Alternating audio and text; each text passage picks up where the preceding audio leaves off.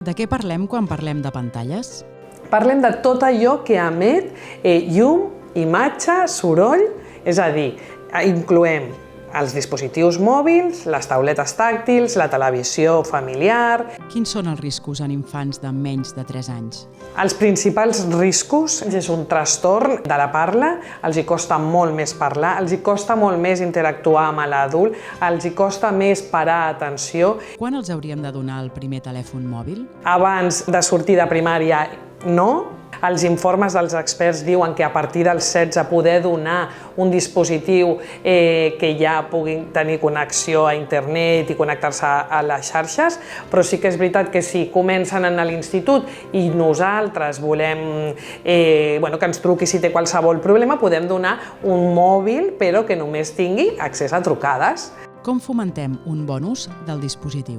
És molt important que quan entreguem un mòbil als nostres fills i filles hem d'elaborar un pla digital familiar en el qual pactem a nivell de familiar què volem i com volem utilitzar aquests dispositius.